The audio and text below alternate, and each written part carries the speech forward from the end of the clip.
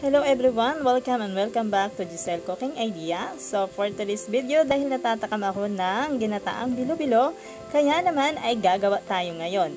Kulang ang ating sangkap pero walang problema yan dahil papasarapin natin ito kahit 3 sangkap lang ang ating gagamitin. Napakadali lang nitong gawin at napaka-affordable ng ating mga sangkap. So let's go guys! Yeah, she loved me like 3 petals.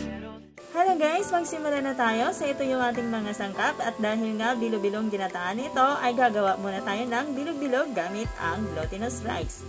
Kailangan lang natin ng 2 cup of glutinous rice and then mag-add tayo ng 1/2 cup of warm water.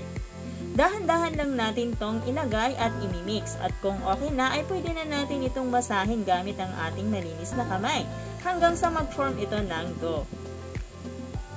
So, dahil gusto ko ay 3 kulay, ay hahatiin ko ito sa 3 beses. So, napakadali lang gawin ito guys. So, ito na yung ating 3 portion.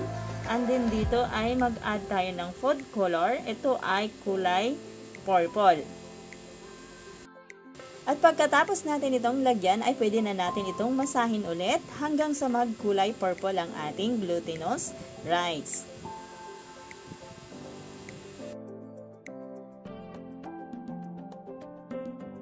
So ayan, tapos na ang ating isang kulay. So next naman natin ang kulay green. Maglagay tayo ng food color na kulay green at pagkatapos ay masahin natin muli hanggang sa magkukulay green na lahat ang ating glutinous rice dough. So, ayan. Napakadali lang naman itong gawin, guys. So, optional lang ito, guys. Itong maglalagay tayo ng kulay. Kung gusto mo lang. Gusto ko kasi makulay yung aking bilo-bilo. Parang napakasarap sa paningin at masarap sa panlasa kapag ito ay may kulay. Pero, pwede din namang hindi. So, optional lang ito. So, tapos na tayo guys, gumawa ng bilo-bilo. Ngayon naman ay next natin yung ating saging na saba. Babalatan lang natin ito at pagkatapos ay slice natin.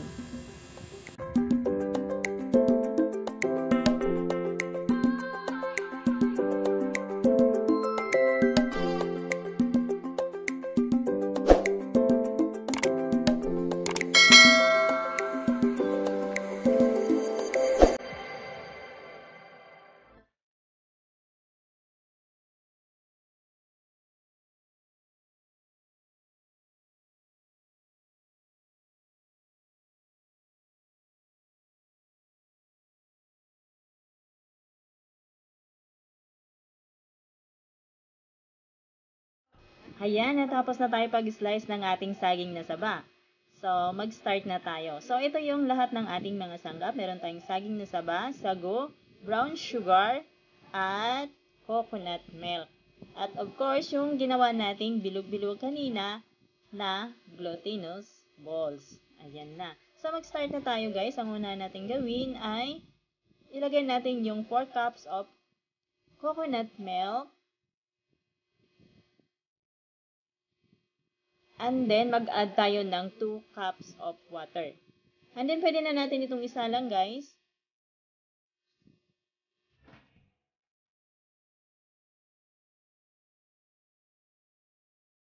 So, yan na guys. Kumulo na siya kaagad.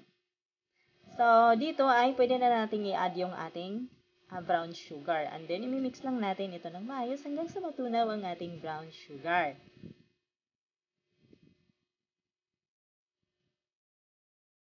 At pagkatapos ay pwede na nating ilagay yung ating glutinous rice balls.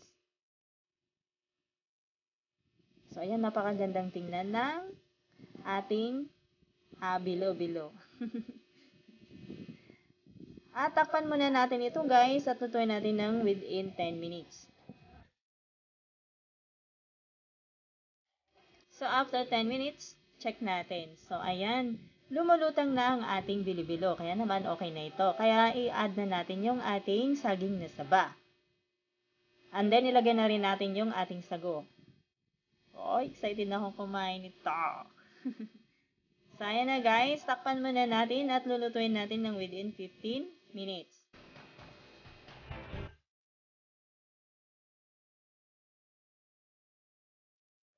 So, napakabilis ng 15 minutes. Luto na yung ating ginataang bilo-bilo. So, ang itong ginawa ko ngayon guys ay kaunti lang. Ito ay pang merienda lamang namin dahil nga nakikrave ako nito. Pero pwedeng-pwede pa rin itong gagawin mong pang negosyo dahil sa bukod mabilis siyang gawin, ay napaka-affordable pa ng ating mga sangkap. So, ayan na ang ating ginataang bilo-bilo. So, excited na akong kumain dito guys. At lalong-lalo na yung aking mga anakis na makukulit at gustong-gusto na nilang magme-merienda.